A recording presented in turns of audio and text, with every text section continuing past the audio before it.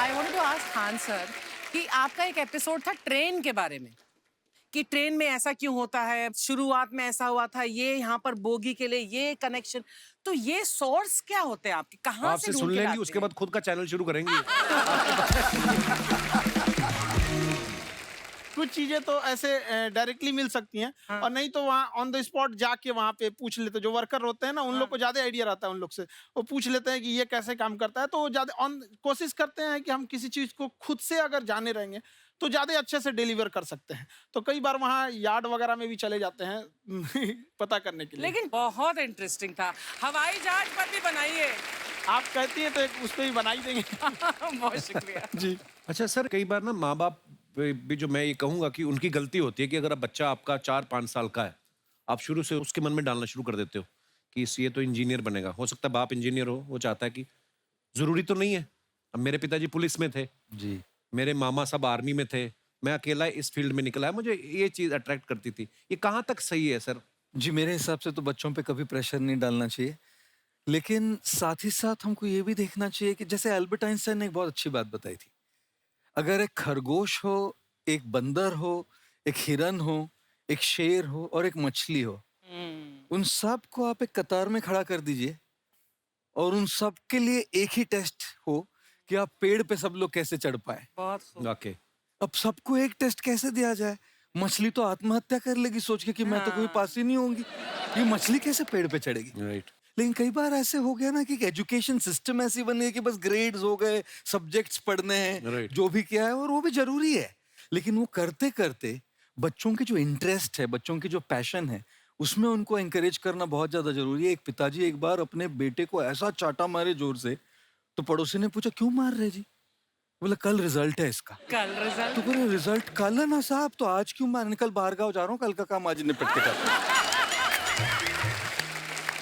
कहने का मतलब ये है कि आप देखिएगा कि अगर आप बच्चों को अपने कॉम्पिटेंस के हिसाब से नहीं देंगे तो ये चाटे खाते रहने पर फेल ही होते रहेंगे। बहुत खूब। ओके। अच्छा, विवेक सर का एक कहना है कि बच्चों का अगर 95% से ज्यादा मार्क्स आते हैं वो भी खतरनाक होते हैं। 75 से 85% वाले जो बच्चे होते हैं लाइफ में बड़ा अच्छा करते हैं। अच्छा। कभी किसी पेरेंट्स ने आगे कहा है कि आपकी वजह से मेरा 95% वाला बच्चा 75 पे आ गया? नहीं, बेसिकली 95% देखिए, स्कूल में जो पढ़ाई हो रही है, जो बताया, वो classroom based conceptual theoretical approach है। और उसमें बच्चे को क्या चाहिए, एक कॉन्सेप्ट होता है कि जिस सब्जेक्ट में 10 में से 3 आ रहे हैं उस पर फोकस करने की जगह वहां फोकस करो जिसमें 10 में से 7 आ रहे हैं, ताकि उसका सुपर स्पेशलिस्ट बने। पर वहां सब कुछ पोर किया जा रहा है, तो 95% के चक्कर में, 98% के चक्कर में अपनी ओवरऑल डेवलपमेंट कर नहीं पाता है। और ये पुराने पैटर्न्स के कारण हमारे यहाँ बच्चे डेवलप नहीं हो रहे हैं। और पैटर्न्स इतने मजबूत हैं, तो मैं ये लोगों को बोलता हूँ कि बच्चे को जो उसको आता है, जो उसको भाता है, जो बाजार चाहता है, जब इनका कॉम्बिनेशन बन जाता है तो बच्चा इतना सफल हो जाता है कि उसके मुकाबले कोई और खड़ा नहीं हो पाता। क्या बात है, बहुत अच्छी बात। मैं देखो, ये पुराने बिलीफ तोड़ने जरूरी है। आप जानते हैं गाय दूध देती है, यस नो? नो, गाय दूध नहीं देती, गाय का दूध निकालना पड़ता है। ये पुराना पैटर्न है भाई। ऐसे ही कामयाबी, सफलता अपने आप नहीं मिलती है, वो भी निकालनी पड़ती है। तो ये लाइफ में कुछ पाने के लिए हमारे को कुछ खोना पड़ता है। Would you agree with me, yes no? No, कुछ पाने के लिए कुछ करना पड़ता है, खोना नहीं पड़ता है। तो ये हमारे बड़े पुराने पैटर्न है जी, क्योंकि डर के आगे नहीं होती है जीत, डर के आगे दर्द होता है। उसके बाद सीखे तो फिर जीत होती है। पर चक्कर क्या है, हमारे पुराने पैटर्न बड़े सारे बने हुए हैं, और वही पुराने पैटर्न के चक्कर में कि जितनी चादर उतना पैर पसारो। क्यों पसारो? डबल बेड की चादर लाओ, नई चादर लाओ, पैर बाहर निकालो, आगे बढ़ो। So we got to break those patterns. आगे निकलिए, बेटर बिलीफ्स डेवलप करिए, आसपास अच्छे लोगों की संगत रखिए, पैटर्न्स को बदलेंगे, चीजें बदलेंगी। जैसे अर्चना जी आप कह रही थी ना कि रेलगाड़ी के ऊपर कैसे वीडियो बनाया खान सर ने, ये एजुकेशन के साथ साथ कोई गंभीर विषय के ऊपर या कोई देश के ऊपर कोई ऐसा कोई मुद्दा, कोई करंट टॉपिक चल रहा है, उसके ऊपर भी वीडियो बनाते हैं। Yes, I've seen. और मैंने सुना है कि आपको कोई धमकी वमकी, किसी हमला भी हुआ आपके ऊपर? हैं, क्या हुआ था वो? बम मार दिया था सर। हैं? आपके घर पे? हाँ, मेरे कोचिंग इंस्टीट्यूट पे 8-10 ठो फेंक दिया सब। क्यों? एक्चुअली हम पढ़ाई जो क्लासेज है तो उसके हम बहुत कम फी लेते हैं, नॉमिनल। अभी भी कोई लड़का क्लास करना चाहता है, पूरा सब्जेक्ट 200 में कर लेता है, फीस ही हो पूरे सिलेबस की 200 रुपए? हाँ। तो बाकियों को थोड़ा सा प्रॉब्लम आने लगा था। ओह, और हमको अच्छा। समझाएं, हम कहें हमको क्या दिक्कत है, क्योंकि ये बहुत सारे लड़के जब हम लोग अपने स्टूडेंट लाइफ में थे, इंटरमीडिएट क्रॉस किए थे, तो हमारे साथ के कुछ लड़के पढ़ने के लिए चले गए थे दिल्ली, उनको यूपीएससी निकालने के लिए चले गए थे। UPSC हालांकि जो गए थे उनमें किसी का नहीं हुआ। तो हम लोग ना उनको जब स्टेशन छोड़ने आए थे, बड़ा भारी मन से हम लोगों ने विदा किया कि इन लोग के गार्जियन कितने पैसे वाले हैं, इन्हें भेज दिए वहाँ, हम लोग के नहीं भेज सकते थे। तो ऐसे लाखों स्टूडेंट हैं जिनके गार्जियन नहीं भेज सकते। इनका मतलब गरीब होना कोई अपराध नहीं है, उसे कोई पढ़ाई से नहीं रोक सकता है। बिल्कुल।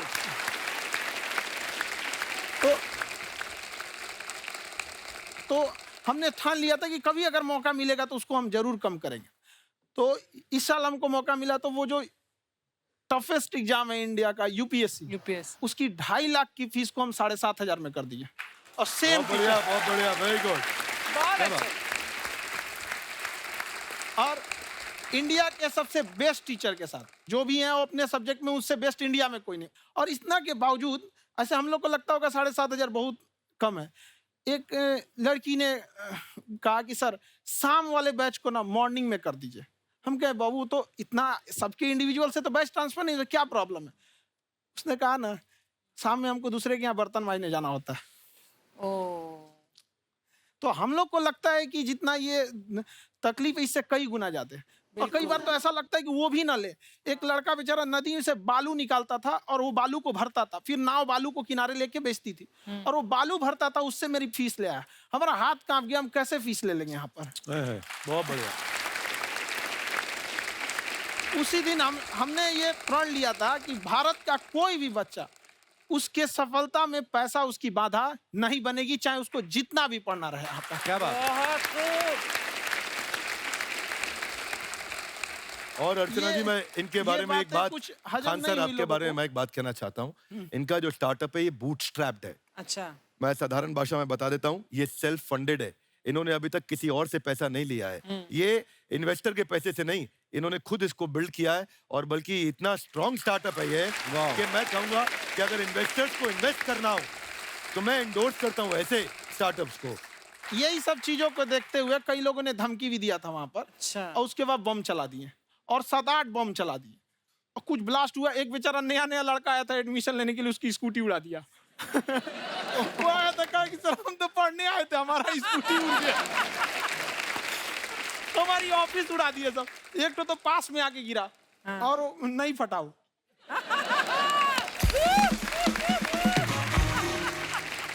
बाद में बहुत सारे लोग धमकियां दिए, लेकिन कहते हैं ना सूरज कितना भी तेज चमक ले, समंदर नहीं सुखा सकता है। वाह वाह वाह, क्या बात है। बहुत अच्छे।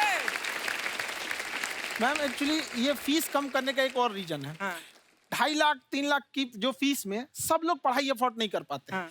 इसलिए वो कुछ ही लोग अफोर्ड कर पाते हैं, तो उनका मेंटल लेवल तो बहुत ऊपर चला जाता है। हाँ। लेकिन एक पूरे देश का मेंटल लेवल थोड़ा सा स्टेबल नहीं हो पाता। तो जब फीस कम रहेगी तो हर वो लड़का तैयारी करने के लिए आगे आएगा जिसका सपना है देश के लिए कुछ करने का। बहुत सीटें लिमिटेड हैं, उन्हें को मिलेगी, लेकिन जिन्हें नहीं मिलेगी उसे मिलेगा देश का एक जिम्मेदार नागरिक। तो इस देश को बदलना। बहुत अच्छे। क्या बात है। हम लोग विश्व गुरु कहे जाते थे, क्यों? क्योंकि दुनिया से लोग हमारे यहाँ पढ़ने आए थे। चाइना से ह्वेनसांग आया, फायान आया, आज कोई नहीं आता है। हम लोग का उद्देश्य एक समय आएगा जो फिर आएंगे यहाँ पढ़ने के लिए। क्या बात है सर? पर आप देखो अर्चना जी, सबसे ज्यादा आईपीएस आईएएस बिहार से निकलते हैं। आप Yes, देखो पढ़ाई लिखाई में पॉलिटिशियन Absolutely. बहुत बड़े बड़े निकले हैं। बहुत। तो ऐसा नहीं है, हर जगह ऑप्शन हर भी नहीं है प्रकार वहाँ के लोग पे, होते हैं। इंडस्ट्री नहीं है, खेती करेगा तो कोई खास वो नहीं रहे। ऑप्शन भी नहीं है, सही बात है। बिहार की मिट्टी में एक चीज है, जिद तो बहुत जबरदस्त है। कुछ भी नहीं रहेगा तो सब कुछ पाने का उसको जिद रहेगा, करके भी दिखा देगा वहाँ पे, कर देंगे हम यहाँ पे। विवेक सर, आपके बारे में हमने सुना एक बार आप संन्यास लेने चले गए थे। कौन वापस लेके आया आपको? फिर कहाँ तक पहुंच गए थे आप? नहीं, मैं एमबीए की पढ़ाई के बाद मैं ये सोचा था कि अपना जीवन भगवान की सेवा में समर्पित कर दूं। अच्छा जी। बहुत साल मैं वृंदावन में रहा था और वाह। गुरुकुल में रहा था। अच्छा जी। और वहाँ सेवा करना, बहुत अच्छी शिक्षा मिली। मैं बोलता हूँ मेरी असली एमबीए वही थी, मोस्ट ब्यूटीफुल एसोसिएशन। वाह। और मैं वहाँ भगवत गीता पढ़ी, जहाँ मुझे गीता से लगाव हुआ। तो मेरे गुरुजी का आदेश था कि आप भगवत गीता को बिजनेस मैनेजमेंट के साथ जोड़ के देश दुनिया में बताओ। मेरे को लगा बड़ा मुश्किल काम है। मैंने बाद में देखा कि डॉक्टर स्टीफन कॉवी जिनकी किताब है 7 habits of highly effective people, आप सबने पढ़ी होगी। उन्होंने बोला मैंने 7 हैबिट भगवत गीता से लिए, और हमारे देश के लोग ऐसे हैं जो मेरी किताब पढ़ते हैं, जो कि 3.5 मिलियन कॉपीज बिक चुकी हैं, और भारत में भगवत गीता नहीं पढ़ते। तो मुझे लगा कि मैं गीता विद मैनेजमेंट के ऊपर आकर के बातचीत करूं। मुझे लगा बहुत कठिन होगा, पर मेरे गुरुजी का आदेश था कि कठिनाई आपको तभी तक दिखेगी जब कठिनाई को देखोगे। तो एक छोटा उन्होंने मुझे बताया, पूछा कि इस कमरे में लाल रंग कितनी जगह है, देखो आप भी एक बार जरा देख के बताओ। 7-8 जगह लाल रंग दिख रहा है यहाँ पे आपको? 1 ये 2, वो लाल रंग टी शर्ट पे 3 4 5, ये लाल हो गया 6, उधर लाल हो गया 7, एप्पल लाल, बिल्कुल ठीक 7। पर जब आप लाल रंग ढूंढ रहे थे तो क्या आपको हरा रंग दिख रहा था? Yes no? नहीं। जब आप लाल रंग ढूंढ रहे थे तो क्या आपको काला रंग दिख रहा था? Yes no? नहीं। नो। जिंदगी भी ऐसी है, जो क्या बात? ढूंढोगे वही मिलेगा, बहुत बाकी अच्छे। कुछ नहीं मिलेगा। तो उन्होंने कहा कि आप इसी सोल्यूशन पे फोकस करो और गीता के मैसेज को पहुंचाओ। तो मैं बिजनेस मैनेजमेंट के प्रोग्राम्स कॉर्पोरेट्स में करने शुरू किए, क्योंकि गीता पहला मोटिवेशनल सेमिनार जो पृथ्वी के इतिहास में कपिल जी हुआ, वो कृष्ण ने दिया था। वाह। पहले मोटिवेशनल स्पीकर इस पृथ्वी के इतिहास के कृष्ण थे, जिन्होंने अर्जुन को रणभूमि में मोटिवेट किया था। बड़ी पेशेंस कृष्ण ने अपने लीडरशिप क्वालिटी से दिखाई, वो मुझसे मुझे बड़ा इंस्पायर किया, वो चर्चा ने इंस्पायर किया, वो डिस्कशन ने इंस्पायर किया। तो उस डिस्कशन को मैं आज भी लेके चलता हूँ अपने क्या साथ। बात। कहाँ सर, हमने सुना है आप 5 स्टार में रुके थे कल, और नीचे जाके वड़ा पाव खाने गए आप रेहड़ी पे। एक्चुअली क्या है ना कि वहाँ जो चीजें सीखने को मिलती है ना, खाली पेट और खाली जेब इंसान को जो सिखाते हैं वो किसी यूनिवर्सिटी कॉलेज में नहीं क्या सिखाया बात, जाता। और गरीबी बड़ा बेशरम चीज होती है। तो कहते हैं कि मौत भी तू जल्दी आया कर गरीब के घर में। कफन का पैसा भी खर्च होता है दवाइयाँ खरीदते खरीदते। हाय हाय हाय, क्या बात है। और खान सर की खासियत ये है कि जिसको तो पढ़ना है, जिसको एजुकेशन चाहिए, वो तो इनका वीडियो देखते हैं, लेकिन वैसे भी कई लोग, जैसे अर्चना जी बात करी थी, कहती मैंने जब देखना शुरू किया तो मैंने बैक टू बैक इतने सारे वीडियोस देखे, क्योंकि आपका जो तरीका जो बोलने में, एक तो इनकी जो टोन है पढ़ाने में, और साथ साथ में जो ह्यूमर आता रहता है, तो उसकी वजह से और भी इंटरेस्टिंग हो जाते हैं आपके वीडियो। शुरुआत में हम लोग जब स्टूडेंट लाइफ में थे, या हम कई स्टूडेंट को भी देखते हैं, वो बेचारे जब थक जाते हैं तो आपका शो देखने लगते हैं। तो शुरू में हमको लगता था जब कि अरे ये हमारी पढ़ाई उसके लिए है, लेकिन पढ़ाई में थक जाता है, शो देख के नहीं थक जाता है। हाँ। तो हमने सोचा दोनों को मिक्स कर देते हैं। तो हमने उसको और आज आपको पता नहीं, हमने भी यही किया है। मिक्स करने। हमारे एजुकेशन सिस्टम में 2 कमी है, एक एजुकेशन की, दूसरा सिस्टम की।